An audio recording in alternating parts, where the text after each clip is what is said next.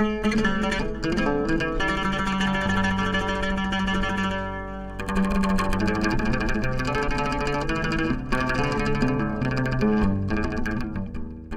you so much for coming tonight. It's a pleasure to be here with Salma and with all of you. I'm Oba Ali. I also work for CAID, Somali Art and Culture. I'll say a little bit about Salma, and of course, it's not enough what I say about Salma, but Salma can also say more things about herself and her book. Salma is a Somali South Londoner, novelist, and short story writer. She also works with UNICEF as marketing manager. Selma also runs a literary organization called Literary Natives to provide support and opportunities to writers of color. Tonight, Selma will explore her latest novel, Salutation Road, the inspiration behind this book, the journey to of getting published, and how themes like memory, migration, and identity shaped her writing. And she also spent a lot of time in the Middle East and in East Africa. She knows more about back home. So you can also ask her more about her work. So Selma, welcome. Thank you so much, Abah. Round of applause for Abah. Thank you for introducing us. So I had a video playing in the background, which I came across a couple of months ago, and it's by an online archivist who goes by Gulufka Waqai, or GW, as you asked me also to reference him. And it's such a beautiful video because it ties together some of the themes that are present in my book and the main preoccupations with Salutation Road. And that includes memory and the sense of longing for a life that one cannot access. So the feelings of exile for various reasons that a lot of Somalis feel, those who are growing up outside of the country. And also this sense of hearkening back towards a past that also cannot be accessed. And I was also caught up in thinking about these ideas when I was first thinking about Salutation Road. And a lot of it is personal, a lot of it is my own conversations with family members who had grown up in Somalia, having not at that time when I first started writing Salutation Road, having not been and wanting to be a part of that history. And I kind of want to read the caption that he accompanied this video with. Nabaday Ma'ane, originally sung by La Folle, is a memory turned question, a ballad that speaks of a land where true, lasting peace was not a concept, but a reality. Somalia is not described, it is remembered. The air, the land, the stillness, all held together by a kind of grace. But the memory bends towards a request, a return not just to a place, but to the wholeness it once offered. Perhaps this sense of patriotism is so deep it cannot fade, and so it waits. So this sense of return is a big part of my book, but of course I put a twist on it because in my novel, my protagonist, Sirad, doesn't return to Somalia as it is. She actually goes to a parallel version of Somalia. And so she's invited to take this journey on a London bus to a parallel version of Somalia, where she sees what her life would be like if she hadn't left. So she meets another version of herself, her double, called Ubah. So if we go on to the next slide, I kind of want to reference a little piece of artwork that I created, image that I found of the Lido, like the coast of Somalia. And I remember just really feeling moved by it and just seeing that, you know, the crumbling facade of that old architecture and the white of the sea and those really tiny miniature silhouettes of people in the water. And I just felt really moved by that image. And I wanted to kind of imagine a character like Sirad who only has a very fragmented idea of what Somalia is like, and at the same time feels this sense of longing and wanting to be there. So you've got this image of a bed, and that's obviously meant to represent the dream and the sense of, you know, something not being quite real. So when I was writing the book, I was really inspired by A Dream Deferred by Langston Hughes' poem. So if you have time, I would recommend searching it up. Thank you so much, Salma. And this book is very inspiring. Please get a copy of this book tonight because you will learn a lot from the themes of identity, migration, and memory, and of course, fragmentation. I just want to ask you, you spoke a little bit about this, but what exactly inspired you to write Salutation Road? Was there a specific moment or experience that sparked the idea? I would say it was a collection of moments, and the story kind of came to be in like little sections. So I'm from Greenwich, and this is where the book is set. And at the very beginning of the story, Sirad is taking a walk by the riverbank, and she's almost, she's right in the middle of that, early 20s angst where you're not quite sure what you're doing and how life is going to turn out, and you might be feeling slightly frustrated that things aren't really happening for you, and they seem to be happening for other people. So that's how she's feeling, and I didn't always feel that way, but I did relate to that feeling at the same time. And it's something about just like being by the river for me as a writer that always, just fans the flames of creativity. And so that's why I wanted to start with that scene of Sirad by the river, and thinking about the past, thinking about the future, and who she should be essentially. Thank you so much. And I just wanted to ask, in many chapters of the book, you spoke about frankincense. Can you please explain the importance of it? Because even in the book, even at the back, it has a picture of the tabkhat. I don't know how to say it in English, but what's the importance of it? So, in the song Nabade Ba'ani Baila Fale, he also talks about scent and how that, makes memory very tactile. It's not just this abstract thing where you're just imagining stuff that happened. It's almost like being constantly brought back to the fore of one's mind through a certain scent that you associate with home or with certain people. And frankincense was that scent for me because it always, in every Somali home pretty much, you'll always find frankincense burning at some point, whether it's when we clean the house or before guests come or when you just want to like cleanse the air a little bit.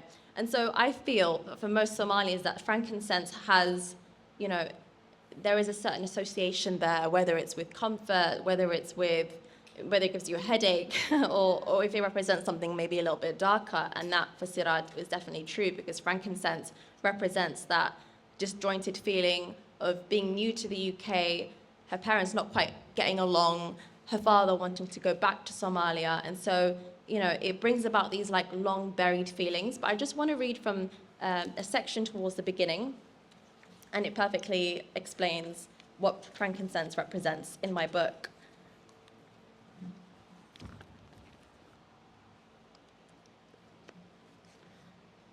Nostalgia. It washes over me on these walks down Salutation Road, over and over, painfully and tenderly. Sometimes it's a stabbing sensation, lasting only for a second. Memories of my early life in London have become steeped in a purple haze, always in a particular lavender hue. In these memories, our house is filled with people, some of whom have passed on now. My father is often in them, so they must be pre-2005. He spins a silver globe to quiz us on every capital city in the world, and I am still too young to feel like I should be somewhere else. There's time to talk, really talk, and dream out loud. Frankincense burns on the mantelpiece, but it's still too early to know what that scent will do to us in the end. So it's a sense of past and present, and how the scent of frankincense is like this vehicle that takes Sirad from, the memories of early life and her present day as well. And thank you so much. And also we have some frankincense tonight here.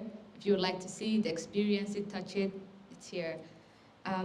My other question is, how do your own daily life experiences influence Sirad's character and her journey?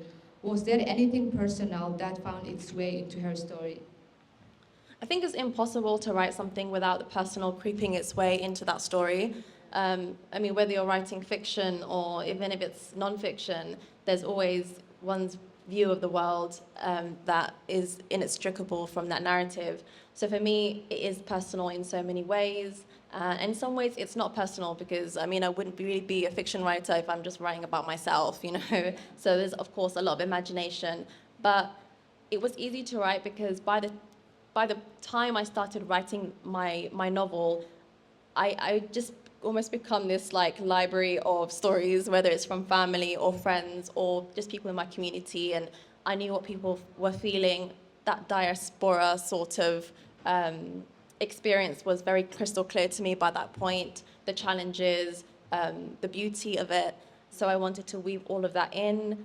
Like I said, I grew up in Greenwich, so the scenery that, you know, that is the core of this novel is very, very personal. I mean, it's where I live. So I was, you know, it wasn't difficult to bring all of that in together into a novel. Well said. And when I was reading your book, it was so easy to relate with the story of Obah, but also Sirad, because it's the same woman, but also they live in a different life experience. So you have essentially written two versions of the same woman, Sirad and Obah. How did you approach that duality? And if you had the chance to sit down either of them, what's one question you would like to ask? Yeah, that's a good question because it was quite difficult to write a book where I've got a protagonist, but also Ubah is like another protagonist. So there's almost, I would say, maybe like a bit of a dual protagonist situation here. But it is very much Sirad's story. So she is the I voice. She's the one who's taking us into her world, and Ubah is her double. And it was difficult because I don't want them to, you know, come across like the same person because they're not in many ways. And that's kind of what we discover when we read the story, that, you know, where one grows up, their experiences, you know, the migration experience does give rise to very, very different people. And naively, in some way, Sirad goes into it thinking that she will be able to relate to Ubah in every single way, and finds out that it's not that simple, it's so much more complex. So I wanted their voices to be distinct, and I wanted to be able to, you know, read them and feel like they were different voices.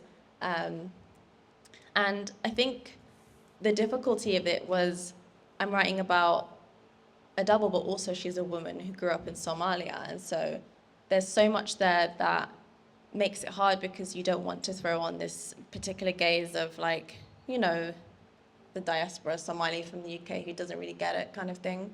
Yeah.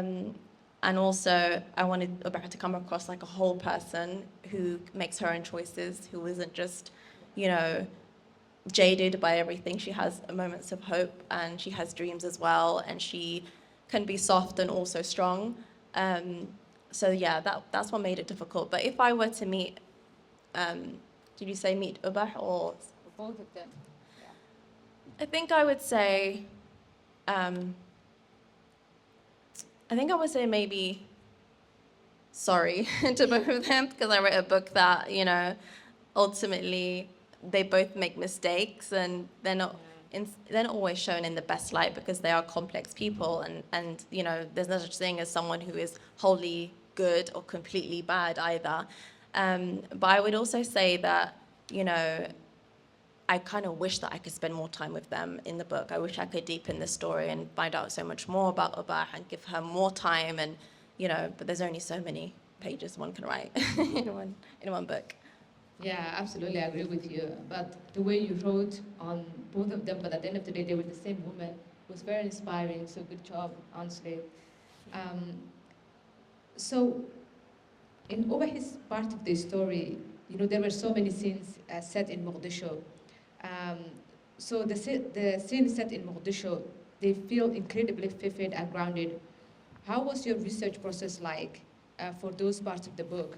And please, if you could read page 26 to 27, because you detailed the moments that Ubah experienced and when she went to Mogadishu. You can read page. Yeah, I will. I'll read that section and then I'll answer your question.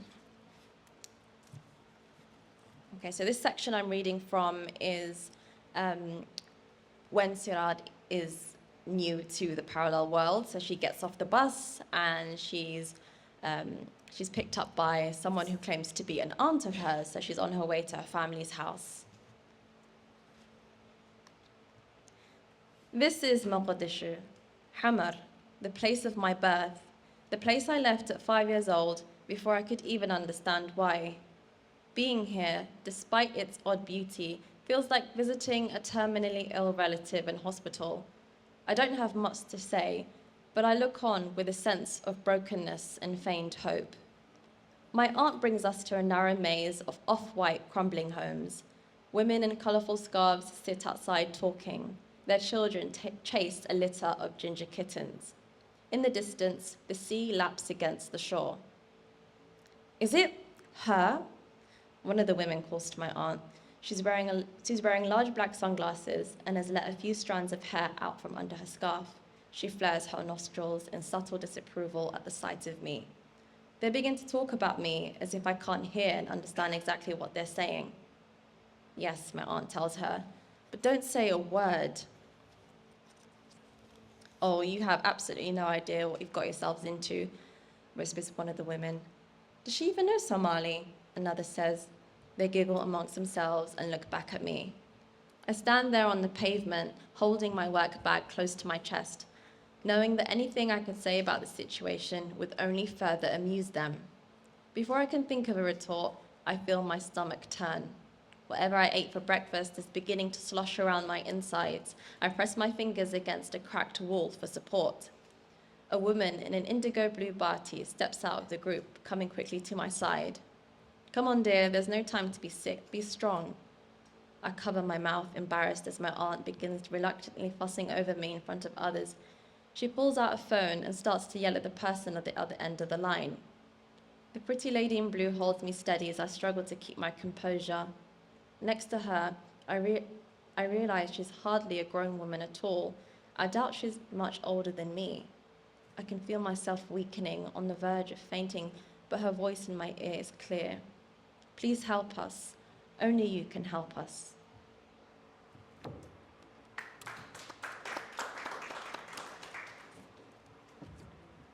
So how was the research process like? Was it difficult to write such a description? I think for me, because at that time I knew I was writing from the perspective of someone who hadn't yet visited the country, it was quite difficult to access the materials that I needed. But a lot of it came from conversations with family who were living there, watching videos from people who lived there at the time in Mogadishu, looking at images like the one I'd shown, because I wanted to really bring forth the kind of familiar sights of Hamar. And then eventually, when I was writing this out, I think I was a couple of drafts in, I did actually go to Mogadishu to visit family there. So I was quite pleased to find that so much of what I'd visioned whilst writing this, felt really real and true. But also, I was writing a very dreamlike version of Mogadishu. So throughout the book, you get the sense that the alternate world, there's something not quite right about it and not quite real. And I think that's intentional, and that helped me not have to write something so historically accurate or anything like that. Thank you so much. And since the release of this book, have you noticed any shifts on how people talk about immigration and diaspora? And do you feel like this book has changed or influenced on those conversations? You know what?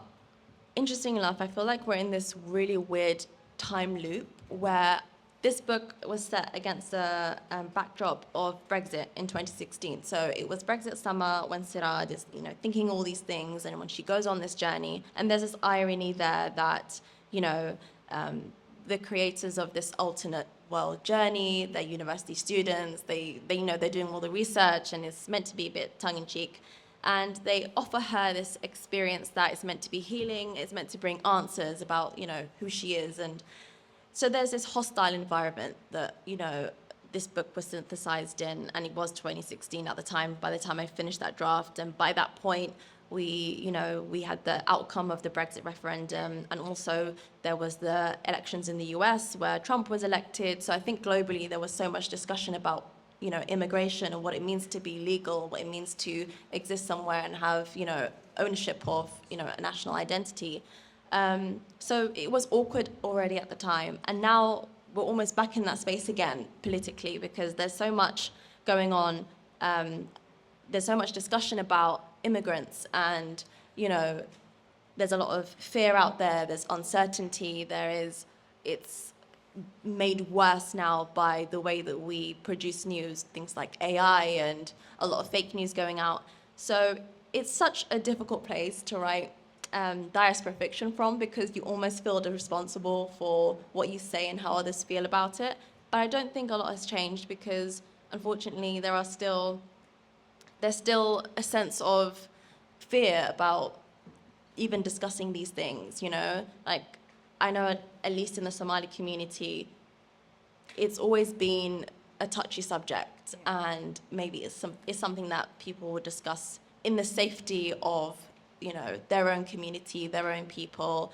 A lot of people don't feel comfortable discussing this, because it's, it strings with a lot of pain and, not knowing why things happen the way they do and why people are classed the way they are. So diaspora fiction is something that, it's hard to even pinpoint where it began. I think from the beginning of mankind, people have been moving, people have been displaced and uprooted by so many things, whether that's natural disasters or conflict or genocides and things like that. And so it will never be something that's bound to time. It's just part of literature. I would say diaspora fiction is just literature as it is, Yeah. Some of the greatest writers that people might not even associate with writing that is about migration. And so, yeah, it's always going to change. And I hope we get to a place where we're able to make much better sense of things. But at least literature offers a place for us to talk about it. It's a nice release, especially someone who has a complicated sense of nationality. I think growing up, for me, books were always a place where I felt like I truly belonged. Like, I could read a book and be like, whatever this is where I belong. And I was always conscious about not really feeling British enough growing up, like from a very, very young age, because I guess it was just normal for me in my family to discuss these things, and it was normal for us to talk about headlines and then how we felt about it. And so, because I already had that language for to understand those frustrations, and it was easy for me to be able to pour it into a book. So I think we'll only get more literature that explores these ideas, and hopefully we can move to a much more hopeful place through literature. Yeah, I agree with you, and it's very difficult moment to be an immigrant or refugee all over the world. It is not only in the UK or Europe, also in America and many other countries. Let's talk about the London bus and its significance. Yeah, so one of the things I had fun exploring was Ubah travels to the parallel universe on a London bus, and she gets on this bus one day. She's meant to go to work, but there's like train delays, and you know what, there were so many like tube strikes back when I was writing this book that it was just so easy to imagine like Siraj, feeling quite disgruntled and then having to get a railway replacement bus. So it's easy to write about that. And, it's such an iconic symbol, the London bus. It's like throughout the world, people look at this and it represents Britain, it represents London. So having that image, just the image of seeing the London bus in Mogadishu, I think was fascinating. And there's a lot of symbolism there that, of course, I want people to be able to like unpack and think about when they read the book. But yeah, it travels from East London to modern-day Mogadishu in like an hour, and there Sirad is, being told to get off the bus, and she's being ushered to where she's supposed to go. But then there's also people who want to get on the bus and come to this timeline in the book. Of course that would happen, just imagine it. You can get to London in an hour. There's people who want to get to London and risk their life, on boats and, face death and things like that. So that's where things get complicated in the book, and that's where it becomes suddenly not something owned by this mysterious research group, but people take it in their own hands, and they forge their own routes to the present, to the main timeline, and that's how Ubahr finds herself in London. So, yeah, I wanted to have this iconic symbol in the book, and then problematize it a little bit by looking at this kind of undocumented world of people who want to come back. And yeah, it's just something that we take for granted. It's always been in our everyday, like the everyday aesthetics of Britain. Yeah, and absolutely, it was like when I was reading the book, when the bus goes to Mogadishu, it's a different life experience. So you can also relate with how language and the narrative also change from London to Mogadishu. Yeah, thank you, Selma.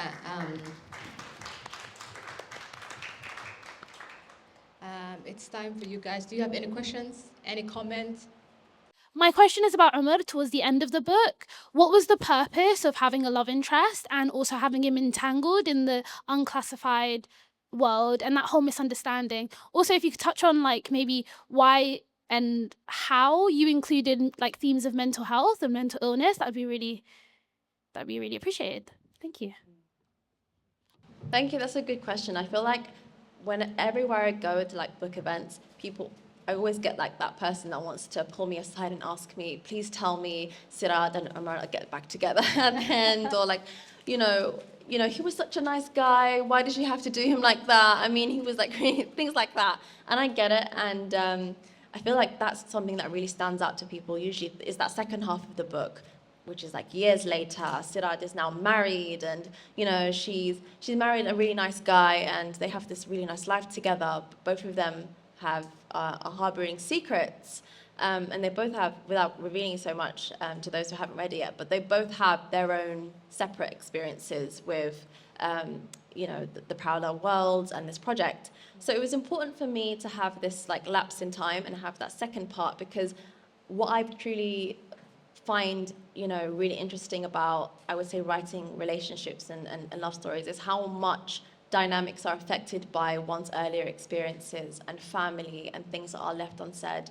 And in the beginning of the book, when Sirad goes to Somalia and she's forced to keep this to herself, and she makes mistakes, and she tries so much to reinvent herself and sort of rip herself away from Greenwich and the people there and just move away and start life anew.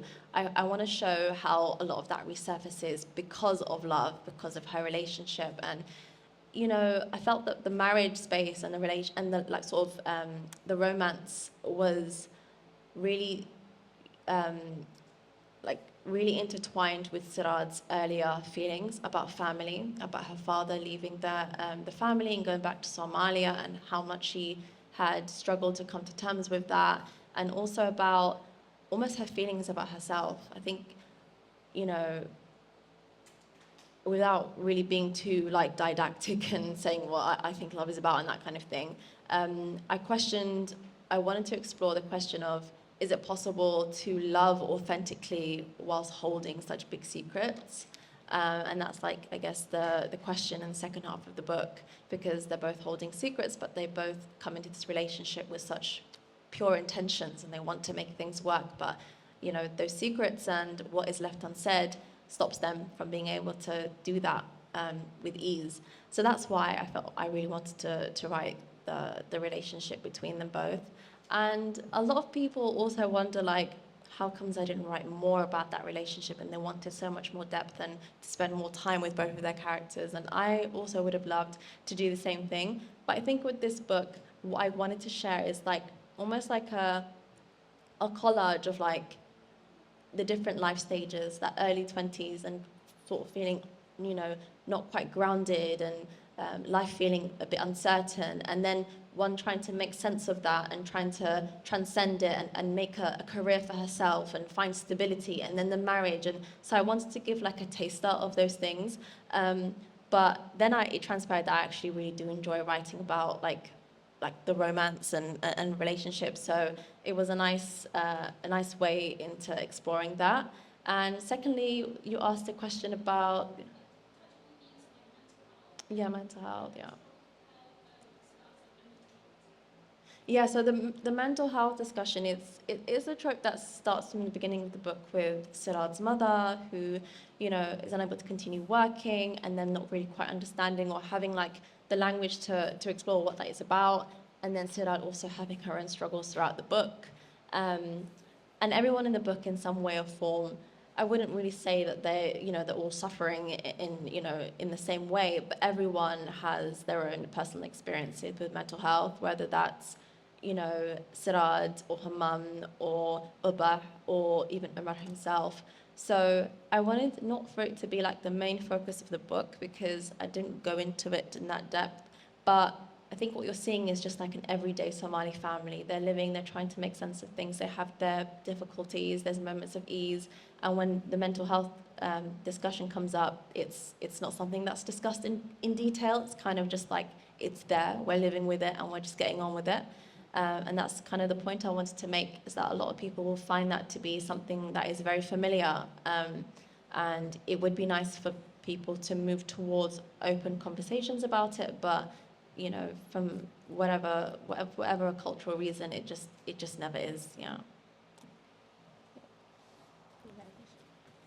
My question really was, what has I guess like this is very much a diaspora kind of lens story, like, with you being the author, but what has the reaction from Somalis in Somalia been like? I don't know if you've had that experience yet. I was just curious. That's an interesting question. And yeah, I think the whole question of meeting oneself like in an alternate world, I mean, it's just, one could say it's probably so quintessentially maybe like a millennial thing where we would think about life in this very like we would indulge in these kind of thoughts, and it's such a big trope in like art and like movies, like they always have like the doppelganger episode or something. So it's something that's familiar to us because we've already seen it in like, it's already been part of our world. But it's interesting because when I published this book, I think there was this interesting trend on TikTok where people were talking about like sitting down and having a coffee with a version of themselves and what they would say. So people already thinking about this. It's this weird sort of zeitgeist thing where, you hear this a lot in the book world, where you publish a book and for some weird reason, people are already discussing that same topic at the same time. So I had like a very miniature experience of this. But I think from Somalis, from those I've engaged with, they really love the idea of the book. They like the idea that Sirad gets to meet Ubah, another version, not Sirad going to just merely experience what the life is like there and then going back to London. Ubah is already there, living there. She has her own relationships, she has her own fears and dreams, and she's like a whole person in of herself. But I think my fear writing this book is that I would kind of throw on this kind of I would say Western gaze onto someone like Ubah, and there's never really a way to fully remedy that because, of course, one's perspective is their perspective, and I hope at least that one reading this who is living in Somalia right now would at least appreciate efforts to try and create a character that is, I think, authentic. But I think, of course, the limitation is that this book is in English currently. It's not in Somali. If I wanted to have that readership, it would have to be in Somali. And I expressed, I think the last time I was here at Somali Week, that I would love to get this translated so that, girls can read this in Somalia and be able to connect to the story and have like fully formed opinions about it and just engage in reading it and being able to, join that discourse. But yeah, at the moment, as it stands, those are the limitations. Unfortunately, it's just the thoughts of at that time a 20-something girl growing up in the UK and her thoughts of what this alternate world is like. So it's not perfect, and hopefully, the more I write and go into my career, I can present much more balanced views and learn more about Somalia and the people there and their lives and their stories. So thank you. Hi, thanks very much for everything you explained about the book. Makes me really curious. I have been thinking a lot about the concept of home. What creates a home? Is it a location? Is it people? Is it habits? Is it things that you eat, you smell? After having written this book, what is home for you? How would you describe the characteristics of home? Well, that's such a good question because it's always changing for me. I think when I wrote this book, I wrote from a place of searching for what home is. You know, I was trying to understand, like, where is home? Because at that time, as I mentioned, the political climate, I felt at home in Greenwich in London. I felt very much at home. And then all of a sudden, I find myself in this particular atmosphere where I'm made to feel like, is it though? Is it home? There's some people who think that this should not be my home. And then at the same time, I went to Somalia in 2019. So I was there, and obviously I had all these ideas about what it would feel like. And, you know, people always talk about like the first few weeks in your home country is like the honeymoon period where everything is so new and novel, and it just feels like, you know, you're just experiencing it. And I only really stayed for that long, like just for that early period where I was just sort of, like taking it all in. And then since then, I think for me, I kind of came to this place of like home is always changing for me. I think it's a bit of everything. It is the people in some ways, and then it's also like the land itself. Like I've been to places where I don't have any family, I don't have any friends, but I feel so much at home. And I don't know what it is, if it's like the pace that life is going at, or if it's just like the values that people live with. And I've had bits of that, like in really random places. And then coming back to Greenwich, I feel even more at home than I ever have because, you know, I chose to live here again. And then suddenly I feel like, wow, like I don't want to take for granted, you know, what I have here. And obviously it's not perfect, but, you know, maybe that's like the downfall of us, that we always feel like somewhere else is going to be a much better place for us, when in reality, that feeling of home can be constructed by, you know, the choices that you make around yourself and how you surround yourself with the right people and seeking the right community. So I think for me, it's a mix of things. But, you know, I think the more I felt whole in myself, the more I felt like I was on the right path, the more I feel like I could make home out of anywhere. But I think I wouldn't really be a writer if I felt totally at ease. You know, I think that feeling of unease and being a bit of an outsider and feeling like you don't really fit in, I think is always like such a universal prerequisite for art. You know, if you look at any piece of art, like the most famous pieces of art or the most layered and the most developed pieces of art, you will get a sense that the artist never really truly felt at home, and that even if they're surrounded by their people, you know, their family, friends, or people that are supposed to share the same ideas, they're always the outsider and they're always quite awkward in that place. So I think I embrace not feeling at home always, I think, yeah. Thank you for this, and I'm looking forward to finishing the book. My question is more about the writing process. There are areas that you said you would have loved to develop more and characters you would have loved to spend time with. At what point in the writing process do you know it's done and then you move on to the publishing process, and what did that look like for you? Yeah, that's a really good question. I think for me, it never really felt done. I think the only time you feel like, okay, I have to stop this is when you get lots of emails from your editor, like, yeah, we have to, you know, we need you to submit something now. So that was probably the only thing that helped me stay like on course. But I think maybe that is like the difficult part of writing. It's like feeling like you could always do so much better and you could portray something a lot better and you could find, you know, you could reach much more of a resolution with something. And that I found really hard because even now, like I will open, you know, the book and be like, oh, I probably could have said something else here, or I probably could have, you know,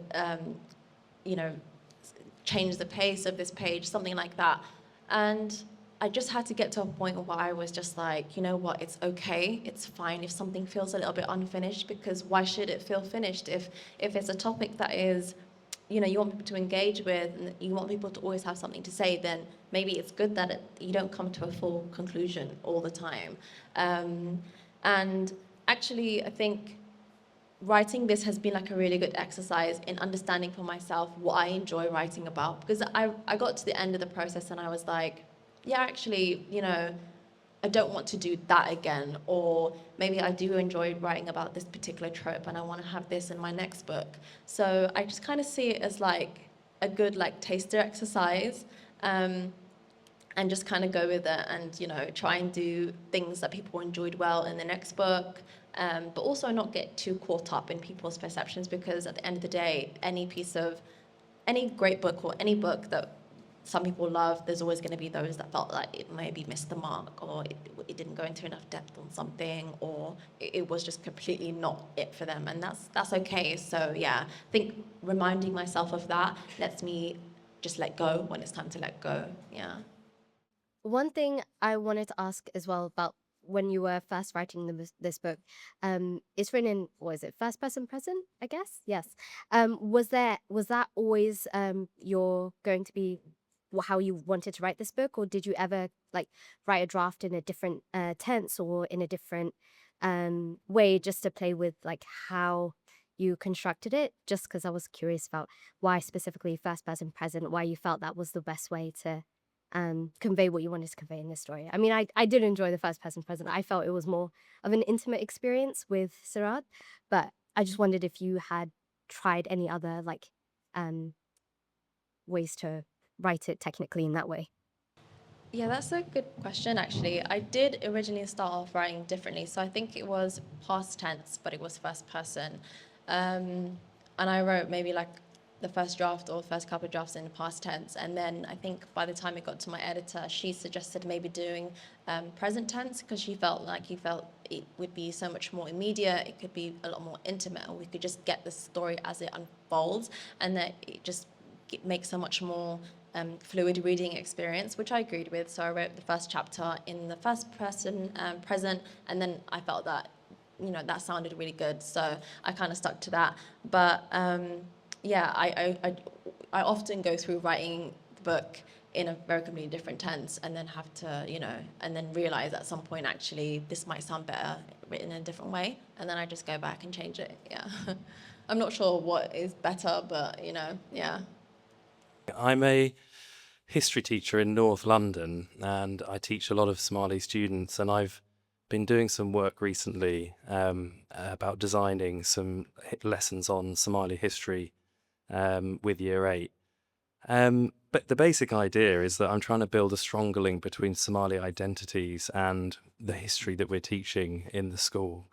What do you think are some of the most important things about the modern Somali identity for history teachers like me to understand when designing those lessons? And I'm asking in relation to your book because I felt reading it, the big themes were about identity and belonging and place, and those are the most important things that we've been considering in the school as we've done this recent work. And thank you. Yeah, that's a really loaded question, in the sense that I think the interesting thing about writing is that I might just have this little imagination of a story, and then I go and it's just me in my room writing the story. And then at one point, you don't really think that someone would ask such a great question like that and ask you how other Somalis might feel or what's important to them. And I never want to write from a place of like saying that this is how all Somalis feel, or to make it like, you know, allegorical in that sense, because I know how easily a book could be an allegory of other people.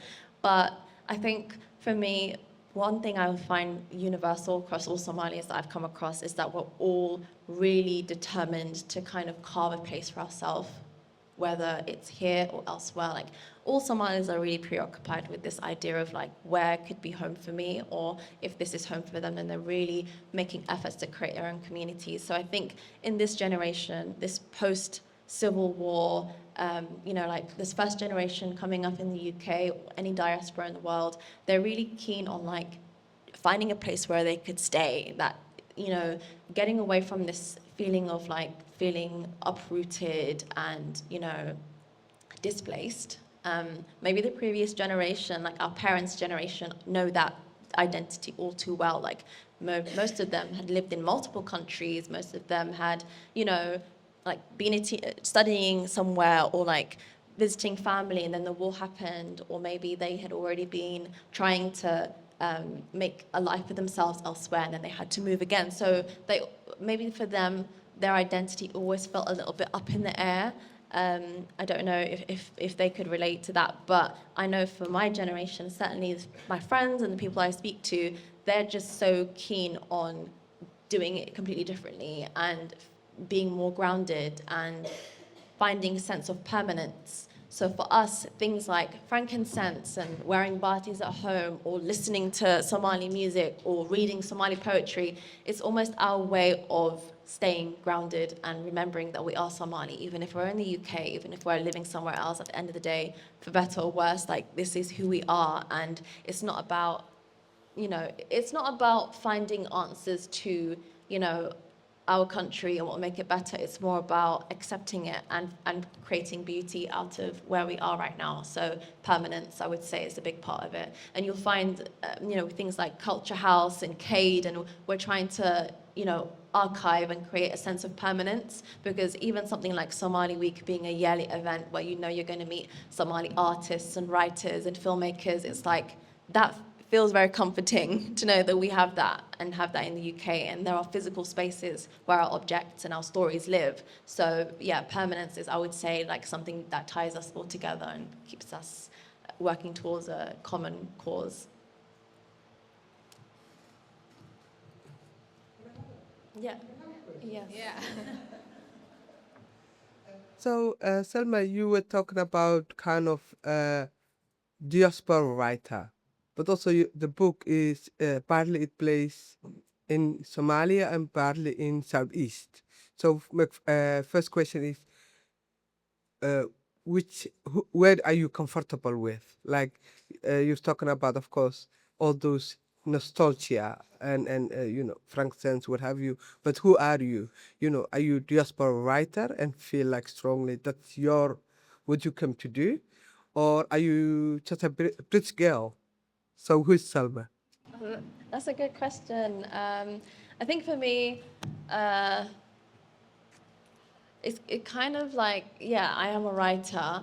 I've always wanted to write books. I've always wanted to tell stories, and it's not just writing this. In fact, this novel started off as a short story writer, so I don't want to just say I'm just a novelist, because originally I was writing short stories and I was sharing them at one point.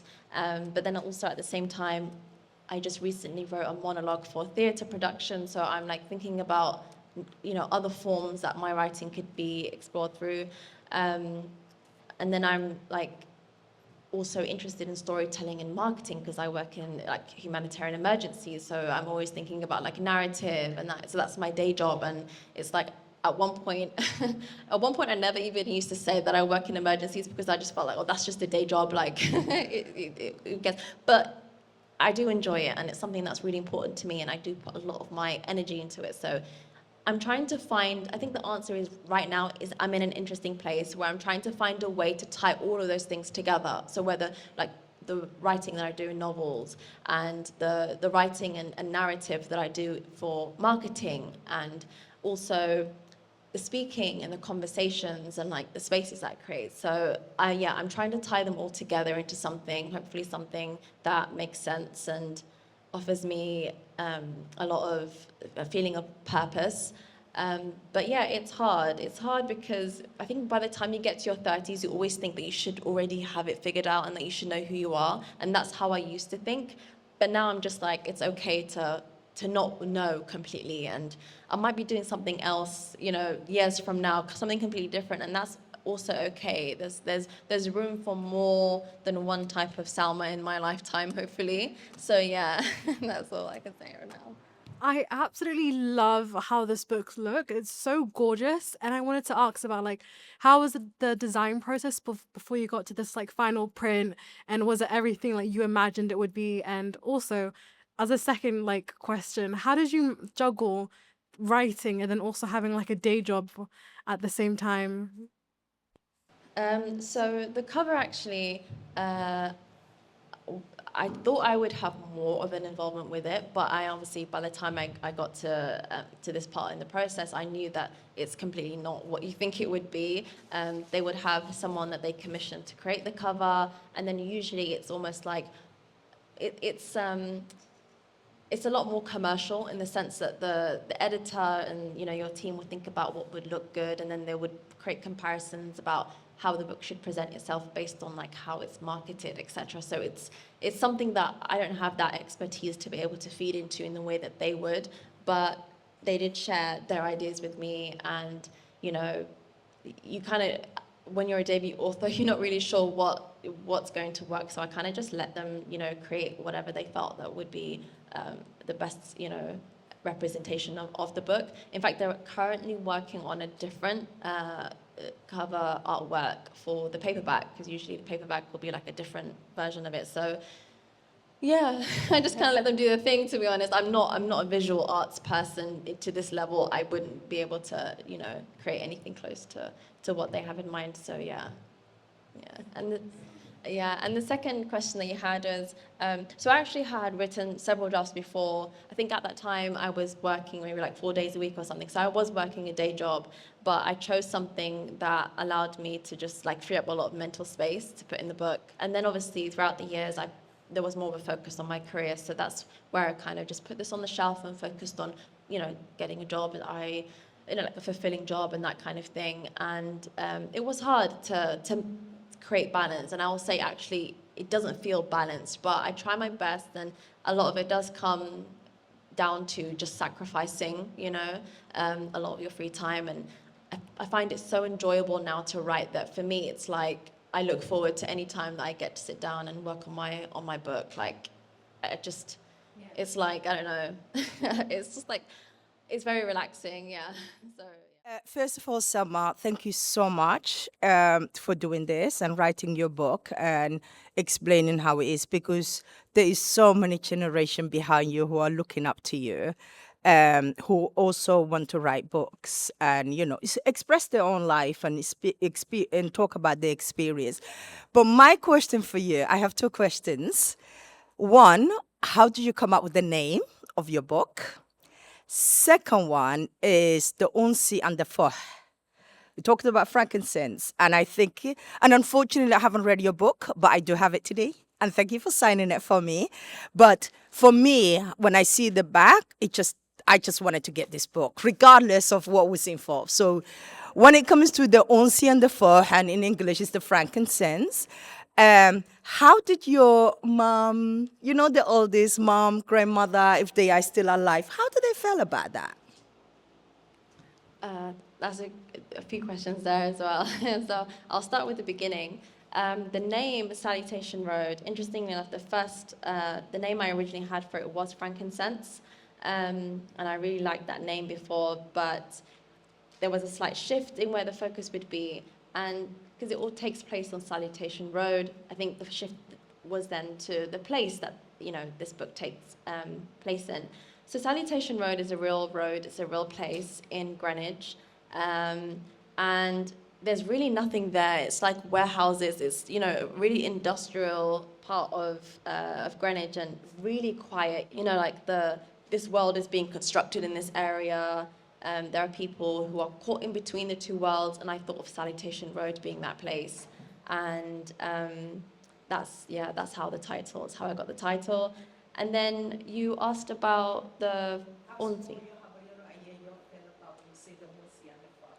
Yeah, so I guess because, it's such a part of our everyday as Somalis. It's something that, if you were to think of maybe like the everyday objects and things that we engage with, even if you don't consider yourself to be that cultured, like you're not going to be far from like a little bag of unsi or something somewhere.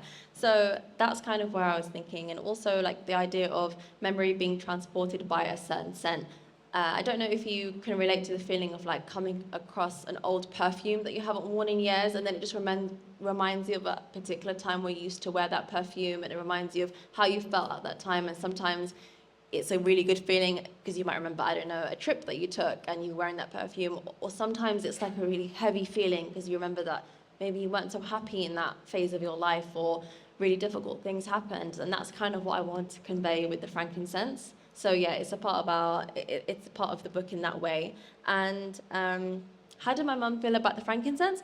I think she was less focused on the frankincense, more just that I was writing about Somalia in some way, and writing about the British diaspora experience, which really fascinated her. And she felt that it was important to put that in a book because we have such unique experiences, which I would say could be so different to other Somalis living elsewhere. So like having something like to archive that was really important. So I think she was like, yeah, she felt happy about that, and all the women in my family and the men felt happy about that. So yeah, thank you. Thank you so much, Selma. And lastly, any other social media platforms you would like to share with the audience so they can reach out to you? Do you have any questions? I would say I have Instagram, and that's probably where I share little bits and bobs here about what I'm working on, or like where I've got events coming up. So that my Instagram handle is salma.s.ibrahim. And yeah, I share little bits and bobs there, and that's probably the only public social media profile that I have now where I talk about my writing or what I'm up to. So yeah, it's probably the best place. Thank you so much, Selma.